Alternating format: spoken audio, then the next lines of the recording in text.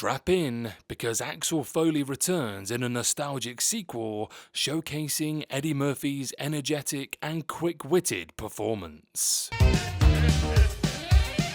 Axel Foley, the fast-talking, unserious jokester cop who always gets in trouble but gets the job done, is back in action. Like the Miami-based Bad Boys, Beverly Hills cop Axel F sees Axel back to his 40-year-long shtick, bringing his street smarts to the pristine, bougie, and newly paved roads of 90210. 30 years since his last cinematic outing, Axel is still up to his old tricks. The always jovial, hyper-focused, witty cop from Detroit is still rolling around busting crooks and gangs like he isn't in his 60s. He has gotten himself into trouble again, but this doesn't deter him from sticking to what he believes in.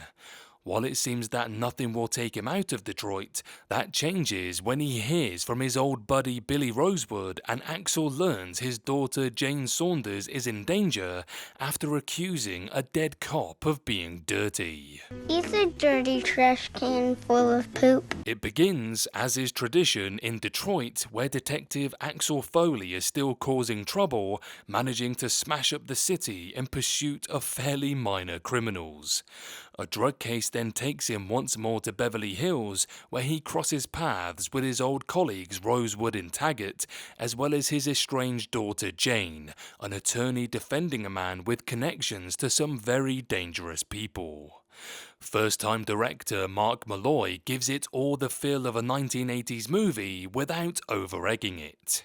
It's partly there in the Tony Scott smoggy sunset glow and synthy music, but it's also in the way he warmly embraces genre cliches and largely ignores advances made in technology in the past 4 decades. Here, detective work is largely computer-free, a tracking device is still a big contraption with flashing lights on it, and all searches for bad guys lead to the docks, or a mansion with a big lobby for shootouts.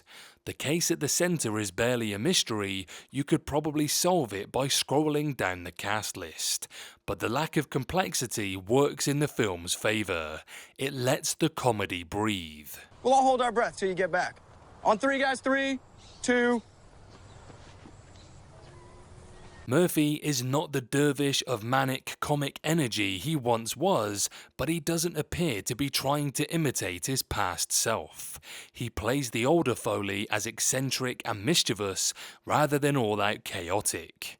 Page finds the right level of righteous anger as effectively the Starlight Woman with little time for her father's nonsense.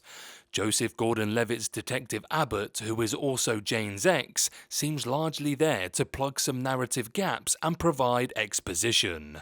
But Gordon-Levitt is a welcome laid-back presence, staying chilled when Murphy goes loud. All involved have done a solid job in executing what most fans likely want from a very belated Beverly Hills Cop sequel. This is not an action movie with the slickness or invention to take on any current blockbuster franchise. It's cheerfully old-fashioned and easy. It feels like you should be popping open a VHS case to watch it.